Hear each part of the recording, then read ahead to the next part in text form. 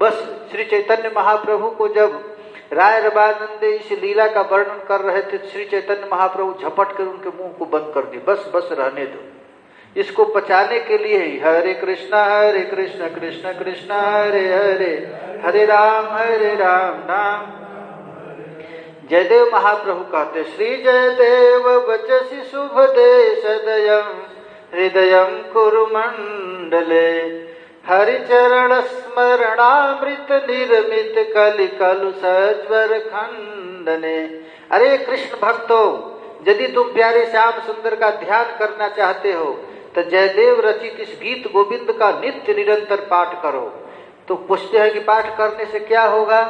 तो कहते हैं कलि कलु सज्वर खंडने। तुमको काम से यदि तुझको डर लग रहा है तो काम को दूर करने के लिए एक ही उपाय है, दूसरा उपाय आज तक कोई हुआ है जो यदि देखिए शांत भक्त गिर जाते हैं, दास्य भक्त भी गिर जाता है, सख्य भी गिर जाता है, मधुर रस भी गिर जाता है, अरे वात्सल्य रस वाला गिर जाता है, लेकिन मधुर रस वाले भक्त आज तक कभी पतन हुआ है, क्योंकि उनको इतना हायर टेस्ट मिल गया है, इससे ऊपर तो कोई टेस्ट है नहीं, काम तो फीका हो गया है। तो कहते जब तक इस रस में तुम्हारा प्रवेश नहीं होगा तब तक माया तुम्हारा पीछा नहीं छोड़ेगी। जयदेव महाप्रभु कहते हैं कलि कलुष ज्वर खंडने, कलि युग से उत्पन्न जो काम है उसको खंड करने वाला एकमात्र गीत गोविंद है, ये मधुर रस की है। वही गोपियां कहते हैं, बस ये गोपियां यही है, लावण्य श्री कृष्ण राधा कृष्ण दोनों एक दूसरे के बदन पर लावण्य के साथ पत्रावली किए हैं, मकरा को रचना किए हैं। वही सखी मंजरियों का जो प्रति स्नेह है, कटाक्षपात कर रहे हैं प्यारे श्याम सुंदर। महाराज श्याम सुंदर ने एक बार मंजरी को ऐसे देख लिया, मंजरी का दर्शन, मंजरी नाच गई, बस बस सखी अब इससे अच्छा नेत्र की सार्थकता नहीं है, बस हम आज जीवन सफल हो गया, मैं प्यारे श्याम सुंदर का दर्शन कर ली। यही है महाराज, क्योंकि सखी र स्वभाव एक अकथ्य कथन। श्री चैतन्य चरितामृत में कृष्णदास कविराज गोस्वामी पाद कहते हैं, कृष्ण सह निज लीला नहीं सखी मन। ये गोपियां कभी भी नहीं चाहती है श्री कृष्ण हमसे बात करें। देखो भाई, एक अद्भुत चीज है, संत रस वाले चाहते हैं, दास रस वाले चाहते हैं, सख्य रस वाला चाहते हैं, अरे वात्सल जसोदा जी भी चाहती है कन्हैया हमसे थोड़ा बात कर ले, लेकिन ललिता सखी कभी नहीं चाहती कृष्ण हमसे बात करे, न विशाखा चाहती। ये सखियां क्या चाहती हैं? राधा कृष्ण दोनों बात करें, उसको सुन करके हमको करोड़ गुना अधिक सुख मिलता है।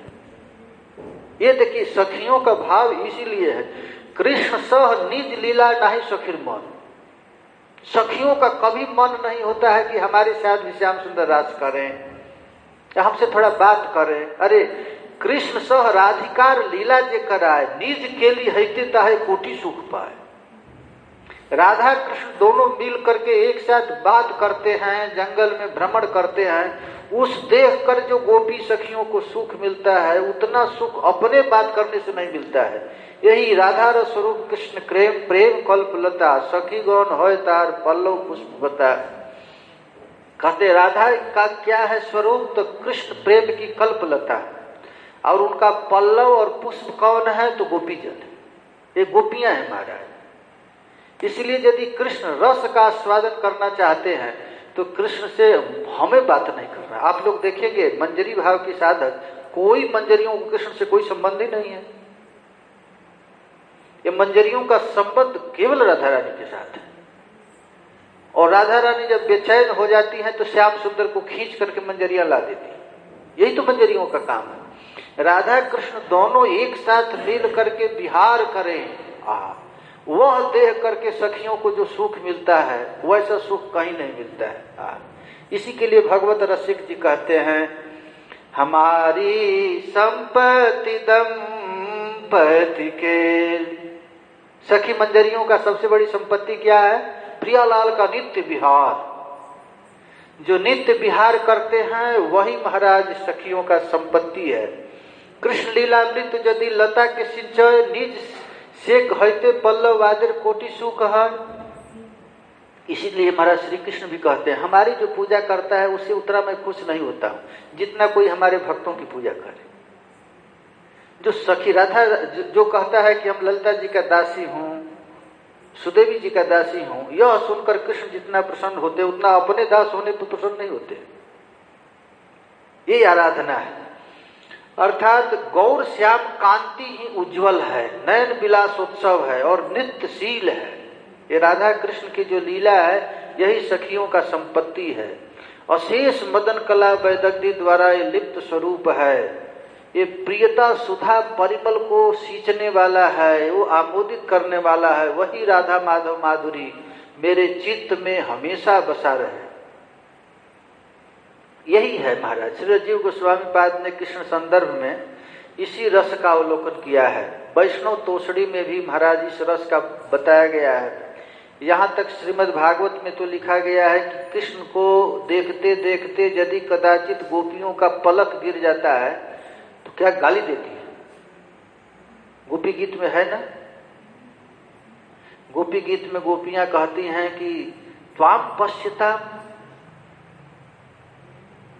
आपका दर्शन करते करते यदि हमारा पलक गिर जाता है तो गोपियां महाराज विधाता को गाली देती हैं और गाली देकर कहते, अरे मूर्ख विधाता, तुझको सृष्टि करने नहीं आया। देखो तो सही, ये लावण्य धाम श्री कृष्ण को प्रकट किया और प्रकट करने के बाद हमको तो दिखने चाहिए।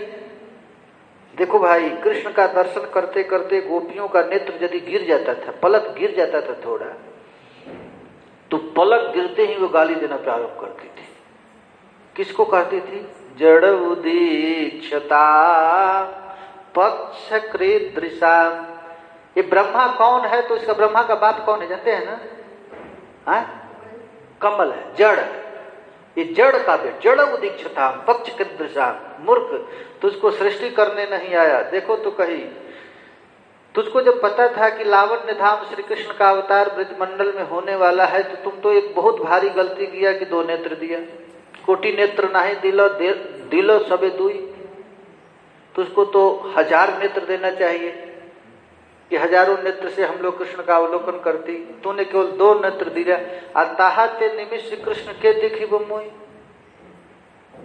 एक तो गलती किया कि 2 आंख दिया, तुझको देना चाहिए करोड़ नेत्र, दिया 2, एक तुम्हारी मूर्खता है।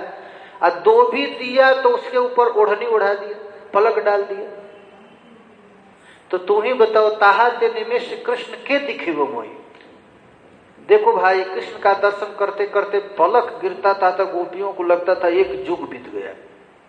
श्री चैतन्य महाप्रभु गोपी भावामृत में इसी श्लोक को गाए हैं। जुगायतम निमेषेण चक्षुषा प्राविशावृतम शून्यायतम जगत सर्वम गोविंद विरहेण में। एक निमिष भी, एक पलक ऐसे गिरता है तो लगता है एक युग बीत गया। जुगायतम निमेषेण। चक्षु कर्ण केवल आंख का ही बात नहीं है। यहाँ पर लिखते हैं रूप रस शब्द स्पर्श और गंध, ये 5 इंद्रियों से गोपियां श्री कृष्ण की सेवन करती थी। नेत्र से श्री कृष्ण की रूप माधुरी का अवलोकन करती, रस से अपने जिह्वा से कृष्ण अधरासव का स्पर्श करती, पान करती, कृष्ण की प्रसाद पाती।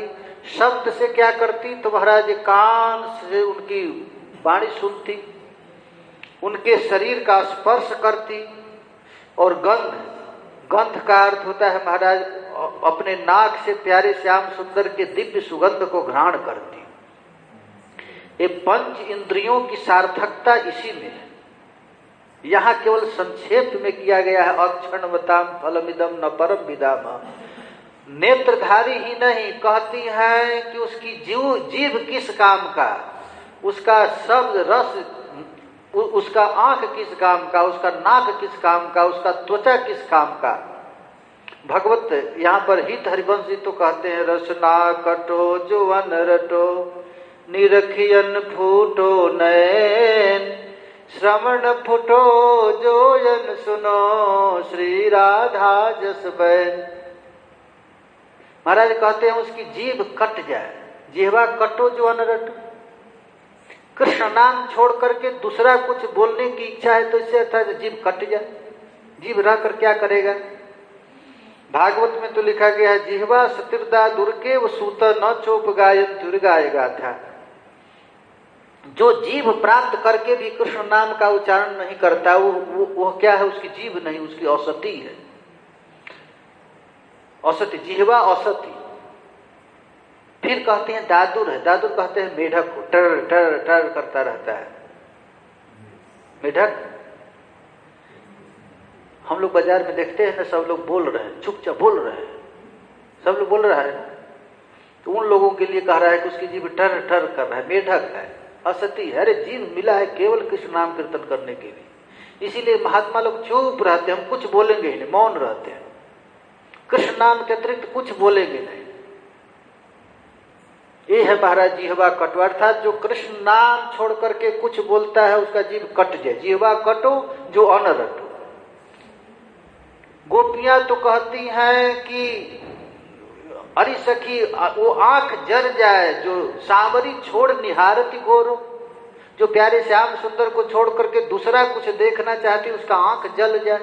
जिह्वा कटो जो अन रटो, नीरख अन फूटो नयन, श्रवण फुटो जो अन सुनवा है।